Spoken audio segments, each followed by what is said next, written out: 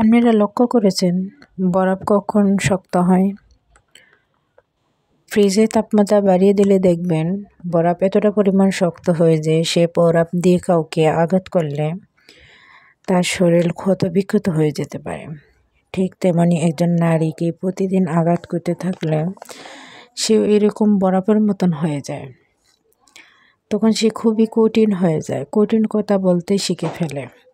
তার কথাগুলো খুবই তীক্ষ্ণ হয়ে যায়, খুবই তেতো লাগে তখন শুনতে। একটা মেয়ে কিন্তু সত্যিই এত সহজে খারাপ হয়ে যায় না। এত শক্ত কথা তখনই বলতে পারে সে যখন আঘাত সইতে সইতে একটা কঠিন পর্যায়ে চলে যায়। তার জন্য কিন্তু একজন স্বামী দায়ী।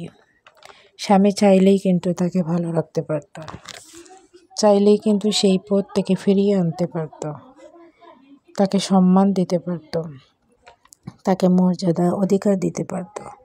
এসব কিছু পেলে একজন স্ত্রী কখনোই খারাপ হয়ে যায় না।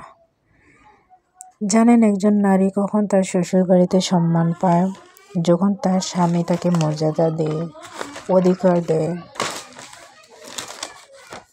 গুরুত্ব দেয়, তখন কিন্তু তাকে কেউ আর অসম্মান করতে পারে না, অপমান করতে পারে না। কিন্তু দুঃখের বিষয় এই যে স্বামীরা কিন্তু সেই সম্মান দিতে পারে না, বরঞ্চ তাদের ফ্যামিলির সামনে তার স্ত্রীকে ছোট করে রাখে। স্বামী তো তার স্ত্রীর গার্জিয়ান, তাই না? বিয়ের পর একজন স্বামী একজন স্ত্রীর গার্জিয়ান হয়ে ওঠে। তার সকল বিপদ আপদের পাশে থাকা, সম্মান অসম্মানের দিকে খেয়াল রাখা, কখনো কোনো ভুল ত্রুটি হলে সেটা সবার সামনে কীভাবে ম্যানেজ করতে হয় সেদিকে খেয়াল রাখা, কারোর সামনে অপমানিত হতে না দেওয়া।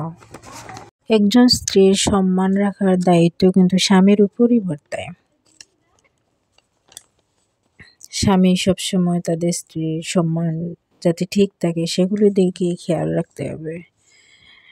সেটাই তো হলো একজন স্বামীর বৈশিষ্ট্য, তাই না?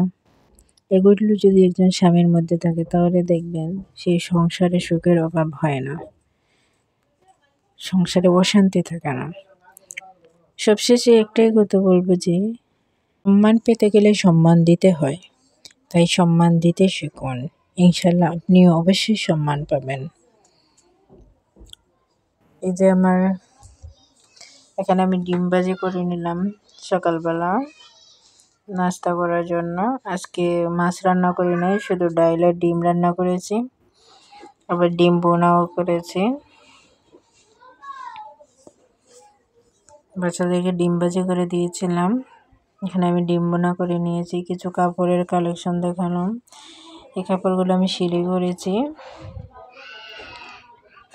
সবগুলো সেট আমি সেলাই করে নিয়েছি। এখানে একটা সেট সেলাই করে দেখিয়ে দিয়েছি। আমার পায়জামাটা কেমন হয়েছে, এক কালার। পায়জামার মাঝে একটু ডিজাইন করেছি, কুচি দিয়েছি।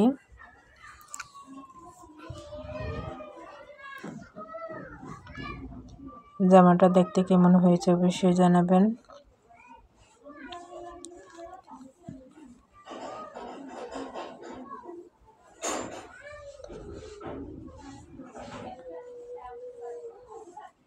যে জামার মধ্যে হাতের ডিজাইন করে দিয়েছি।